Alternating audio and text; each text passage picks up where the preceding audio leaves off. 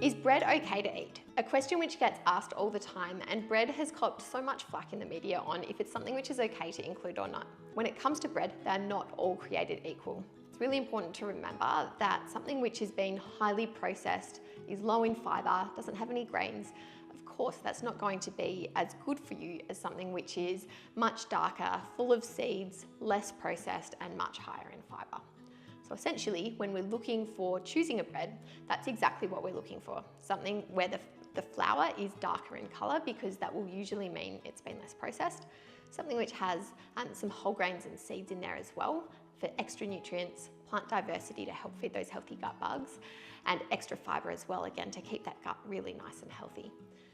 When looking at the label of a bread, ideally we want to be choosing something which has 3 grams of fibre per serve is moderate fibre, 6 grams of fibre per serve is high in fibre. So anything 6 grams or above is really what we're looking for when we're looking for something to be consuming on a daily basis. Now there's heaps of different options when it comes to bread now as well. So it's not just your traditional bread, you can get low carb, high protein, all these different options. I'm going to say it comes back to you and what your unique requirements are. So for somebody who is needing a slightly lower carbohydrate diet and higher protein, some of those high protein breads could be a really fantastic option.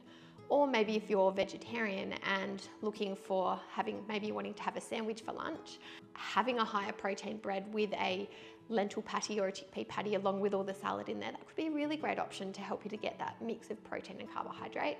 But at the same time, your traditional bread, to get that carbohydrate in, particularly if you're sitting at a desk using your brain all day, really helpful to help your brain keep on working.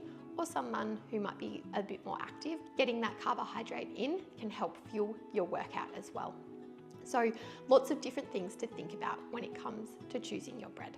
The other type of bread to flag is sourdough bread. So this is a type of bread which has been fermented and tends to have more resistant starch and prebiotic fibres in there, which again are really great for those healthy bugs in your gut. So if you're wanting to choose a sourdough one, that can be a really great option. At the end of the day though, regardless of if it's sourdough or a more sort of traditionally made bread, the darker and seedier it is, the better. So I sometimes like to make a bit of a joke about it being like a nightclub that, teenagers or people in their early 20s might be choosing. The darker and seedier, the better. Sometimes people think that's funny. I always have a little internal giggle. But essentially, we want to be choosing something that has been less processed because it will be higher in fibre and more nutrient dense. I hope that's helped clear up any misconceptions you might have around bread.